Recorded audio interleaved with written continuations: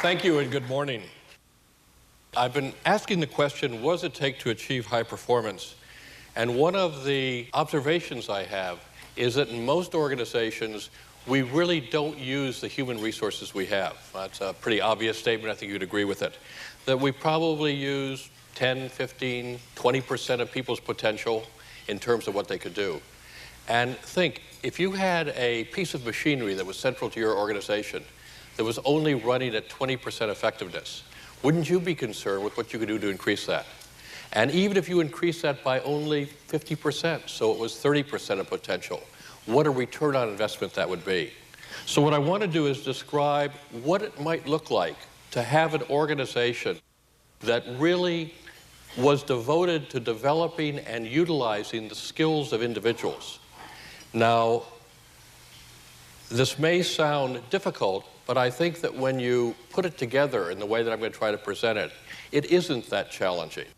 It's challenging to take the first step, but I think you'll see that putting it into place is something that doesn't have to be special, it doesn't require special techniques and so on. It more requires a willingness to take the step.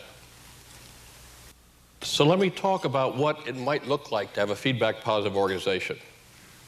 And this is where feedback is constant in the organization, where people go around being committed to helping each other improve in their competence and their performance for their own sake and for the sake of the organization.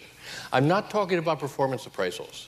I think we put too much weight on performance appraisals. We expect it to do too much. And also, it's very intermittent. So when we give a performance appraisal, we say, 4 months ago at a meeting you did X. The person says, what? I mean, I don't even remember the meeting. So we hold back the feedback, which could be rich in learning. And I'm also not talking about 360s. I think 360s are important as a starting point, but it has two major problems to it.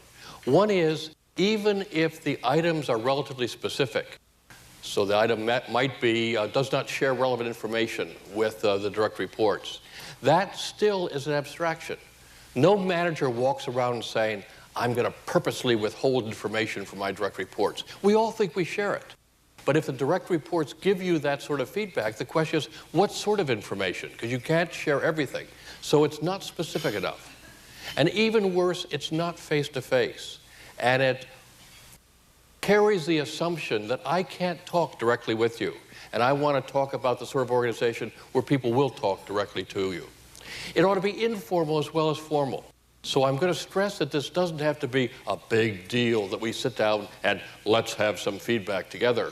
This could be something that you do sort of on the fly. You walk out of a meeting with a peer, a direct report, or your manager, and you say, that was really good about the way you presented the factual information at the beginning, but it would have been more effective if you would have shortened it this way or lengthened it that way. It's specific, it's right after the moment. That's all you have to say. It takes 30 seconds, and the person hopefully hears it and may change the next time.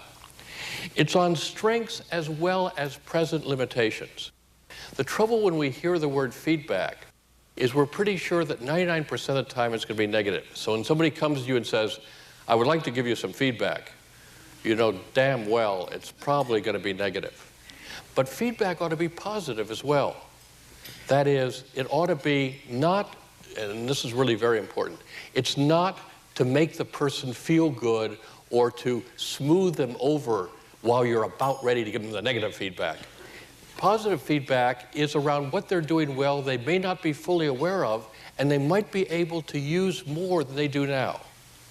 Also, when we give feedback, we tend to have the model that it's the gap between what you're doing wrong and adequate performance. And I would suggest that feedback is just, if not more important, in the gap between what you're doing well and how you could become even better. That again, the model you're having is that we want everybody here to be as competent as they want to be and as they can be.